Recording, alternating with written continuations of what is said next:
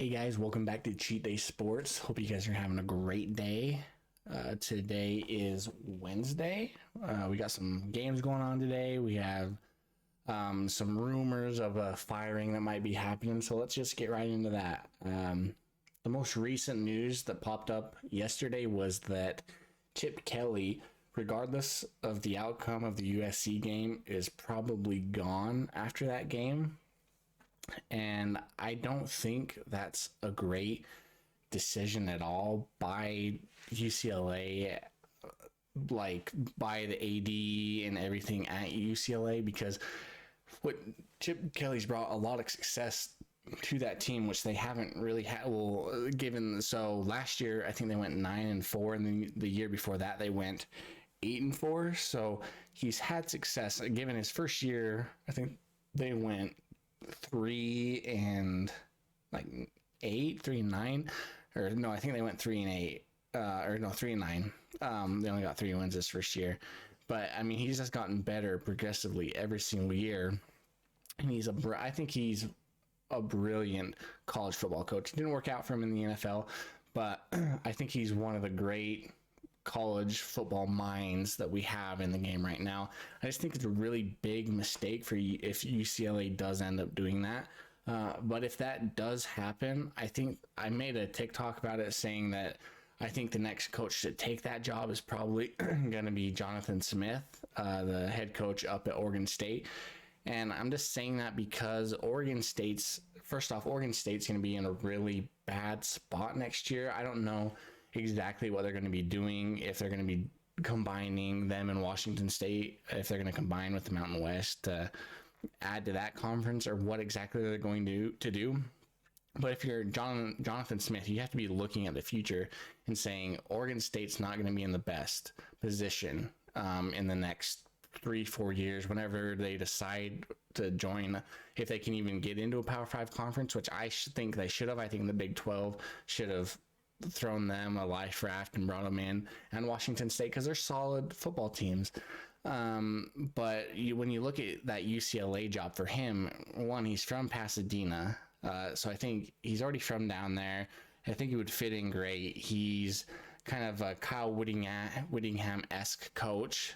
This hard-nosed football. That Oregon State team this year is great, and I just think with UCLA moving to the Big Ten next year, that's a great opportunity, especially for him to get the recruits, because right now, I mean, he's getting the recruits that he wants, but you go to UCLA and they're going to the Big Ten, you can start getting those 4-5-star recruits, especially if Dante Moore decides to stay at UCLA, because he already flipped his commitment he was originally committed to Oregon, and then flipped it to go play for Chip Kelly down at UCLA. So I don't know what's going to go on with Dante Moore and all that, but I think Jonathan Smith would be a great hire if Chip Kelly ends up getting canned. And then for Chip Kelly, I mean, I think a good coaching job for Chip Kelly to go take is the job down at San Diego State now, because Brady Hoke is he's retiring, but I mean, he's forced to retire so he doesn't get fired. But I think you wouldn't have to relocate too far. San Diego State has had some solid football teams over the last couple of years. The Mountain West is shaping up, it's a pretty good conference. I think he could go there for a couple of years, run the Mountain West, and then he'd be up in a Power 5 head coaching gig in no time. I think that's a really good possible scenario to happen. But yeah, that's all that talk for right now. We had some games yesterday. We had some action, so I think we'll just take a look at that. The first game we had was Toledo at Bowling Green, and I did not think that this game was going to be anything like this. Toledo barely got out of there with a win, and I mean, I just think every team has these. Every team has these games where you're going to get tested. I mean, Washington's had a couple against Arizona State and Utah. Oregon had one earlier in the year against Texas Tech.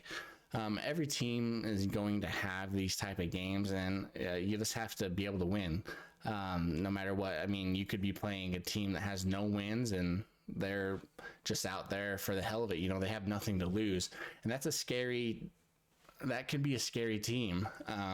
So shout out to Toledo for getting out of there with the win. They're still going to run the MAC, but I mean, I think as a program, especially for the year, it's good to get these type of games. Just harden up your team and get them ready for the conference championship game. And then we had Northern Illinois and Western Michigan. I expected this game to be a little bit closer. I didn't expect this out of the three, as we can see, to be the blowout.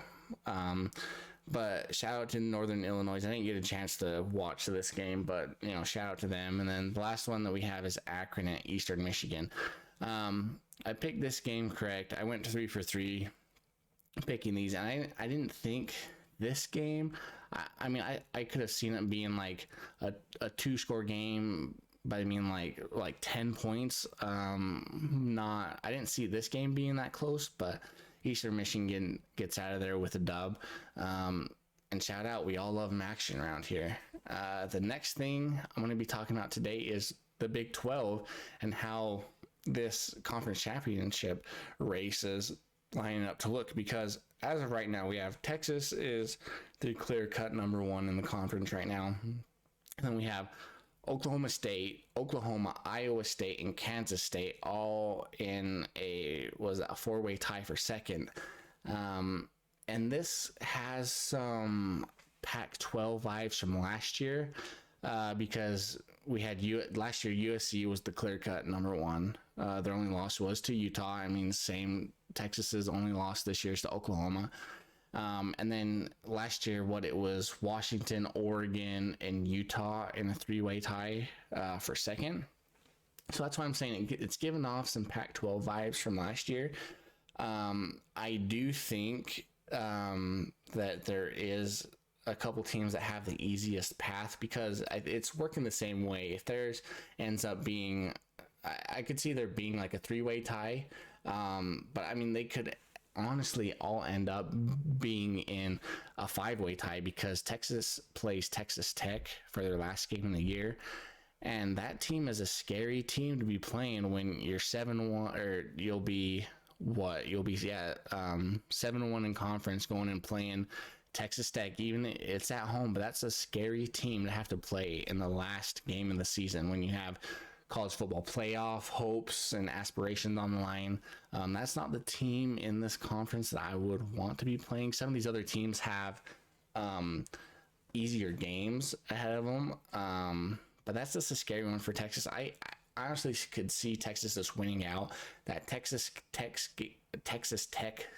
game could be a little bit tricky for them, but they'll probably end up winning out. And then because we can actually look, they play at Iowa State, which that's going to knock Iowa State out of there. I don't see Iowa State beating Texas. And then they play Texas Tech last. So more than likely, Texas is going to end up winning out. But then if we look at the teams that are tied for second right now, Oklahoma State, they play at Houston and BYU. And before that UCF game last week, I would have said, man, Oklahoma State's going to run. I was saying that they're going to run away. They're the second best team in the conference. But the way that they lost to UCF, and UCF is at the bottom of the Big 12. Now you go to Houston, which same scenario. Houston has nothing to lose. Central Florida had nothing to lose, and man, that was just such a bad loss. Even though Houston's a bad team, I don't know if I feel safe picking Oklahoma State to beat Houston. And even given BYU's not a good team, but to go into Lavelle Edwards, it's a tough place to play.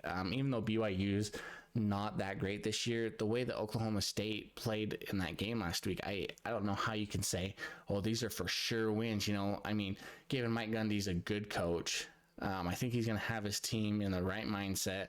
If you guys win out, they have the tiebreaker over Oklahoma and Kansas State. So if they win out, they'll have the number 2 seed, whatever you want to call it. It will be the second team into the Big 12 title game. But it could go any which way. I could see if it was like a 45-43, if it was a close game last week against UCF, I would have been like, oh yeah, Oklahoma State's going to win out easy, no problem. But these last two games, I don't feel safe playing them. But if they do win out, they'll be the second team in the Big 12 title game. And if we look at Oklahoma, they go to BYU this week. So that'll kind of, I guess, gauge how tough it's going to be for Oklahoma State, given I still think Oklahoma, in reality, all the players they have, should be the second best team in this conference, but they're not. So they should beat BYU, but TCU's been streaky. TCU's been like, they'll go in, they'll beat a team by 45, and then they'll go lose to a team by 35. This Big 12 has just been all over the place. Oklahoma, I'm saying Oklahoma should win these.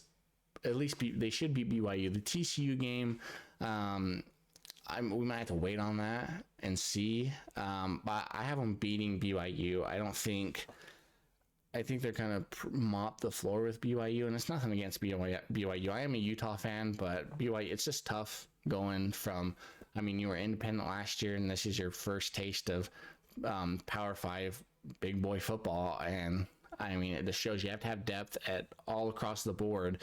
And sometimes that transition is a little bit tougher, but I think BYU, give them a couple years, they'll start getting the recruits they need in. But yeah, it's just been tough. But Oklahoma should win these last two games. If we look at Iowa, they have the toughest last two games out of these four teams tied for second. I don't see them beating Texas. I don't see them beating Kansas State. So we can just eliminate Iowa State out of here completely. And if we just look at Kansas State's last two games, they should beat Kansas. I don't think Kansas is a good football team at all. So they should handle, even though it's a home game for Kansas, they should handle Kansas with ease, in my opinion. And then they should beat Iowa State. But again, Oklahoma State has the head-to-head over them. So in all reality, if we go back here, I still think it's going to be Texas and Oklahoma State in the Big 12 championship game. Just because if Oklahoma State can win out, just with them beating Oklahoma and Kansas State, they're, for sure, and there's no other way around it. But if Texas, because there are some weird scenarios, if Texas were to lose the last, that Texas Tech game, like I'm saying, it could be a trap game for them. It could get a little bit weird, but I don't see that happening. So my prediction for the Big 12 championship game, unless something drastic happens this weekend, like Oklahoma State loses to Houston, then I'm going to pretty safely say that it'll be Texas and Oklahoma State, in the Big 12 title game. And yeah, that's that. We have a couple of games for I picked these already yesterday. I'll just go over them. I picked Ohio to beat Central Michigan tonight, and then Miami of Ohio to beat Buffalo. And like I was saying about the Miami of Ohio and Buffalo game, that over-under, I think the under could be a safe play, but I'm not a betting man, but I think the under could be a pretty safe play. And if we look at the games for Thursday, we just have one on Thursday, some ACC action. We have Boston College and Pitt. Pitt's been really weird. You look at their two toughest games of the year. They beat Louisville, and then they play Florida State pretty tough for 3.5 quarters. But I don't think Pitt's going to be up for this game at all. I think Boston College should win. I'm surprised that Pitt is a 3-point favorite. I don't think this game, I'm going to say Boston College probably wins by 2 scores. I'm pretty confident in saying that, just because it's easy for you to get up and play, we could beat the 4th best team in the country, the number 4 ranked team. But when you're playing Boston College, that's 6-4, Pitt can't be bowl eligible at this point. I just think it might be a little bit tough. So that's why I'm gonna go with Boston College. And I think they're gonna win by 2 scores. So I'm pretty safe in saying that, but I think we should close out this video. Thanks for tuning in. I hope all of you have a great cheat day. We got football on tonight. There's basketball. There's a sport for everybody to watch. Go tell somebody you love them and have a great cheat day. We'll catch you guys later. Peace.